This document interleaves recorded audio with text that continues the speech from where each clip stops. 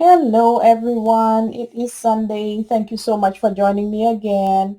I am going to share with you something that I'm experimenting with for the first time, and I'm just excited about it.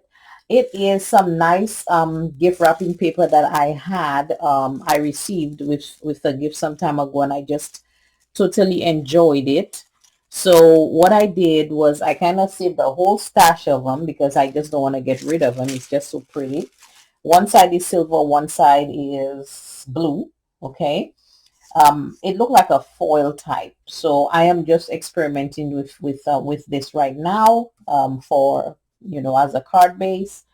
Um, I had a piece had already done. I adhered it to the back of a white piece of 65-pound cardstock. Then I trimmed it down with my paper trimmer, and then I passed it through my embossing folder. And if you can see, there is some design on it.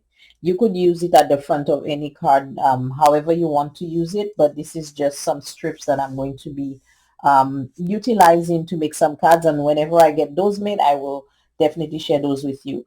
So I had cut out two pieces, and I did use some glue that I made some liquid with here.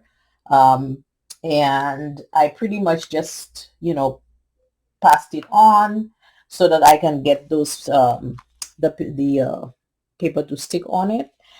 And I trimmed off the excess. So what I'm going to do now, I will use my cutter so that I can just make sure I have a nice crisp cut and straight. In that way, it does not look crooked. Now, if for any reason you get glue, like you see, I don't know if you can, oh, well, maybe not, but if you can see like spots of glue somewhere around here, you could just use a little water. That's fine. So I'm going to just put this under here. Hopefully, keep your fingers crossed. It's still a little fragile, so I'm hoping I don't mess it up. I'm just going to go ahead and, just cut off a little bit of the edge so I can have it looking a lot straighter as far as the edges.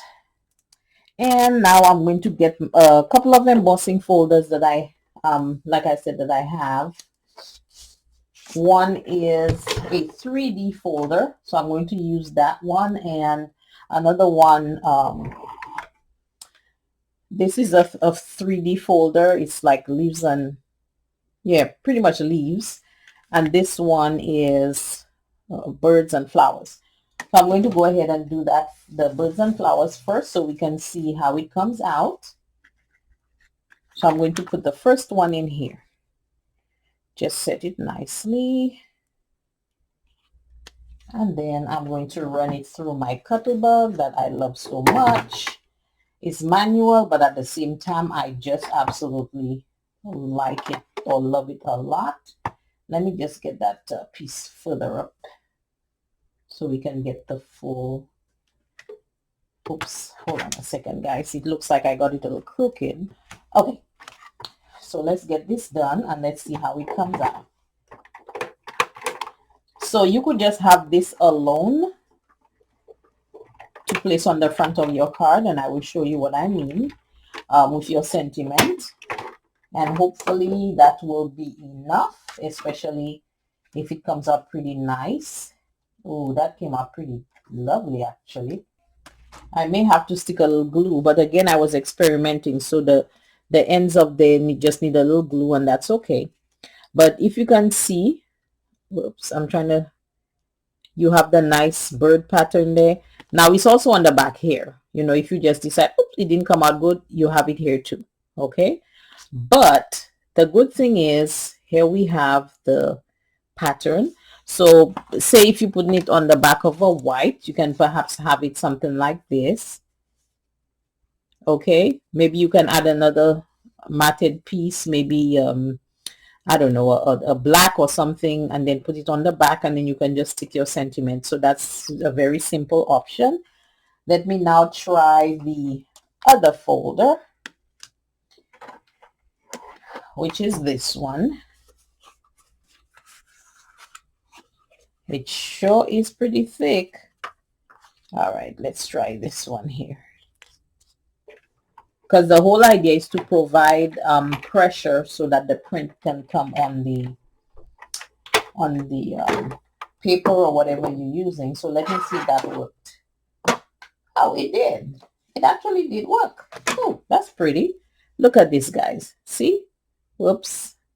It's actually prettier than it looks, you know. So the leaves and the impressions are in there and it looks really, really pretty, you know. So you have a couple of options here. And like I said, this is just something I was experimenting with so that I could, you know, use up that paper that I just kind of fell for.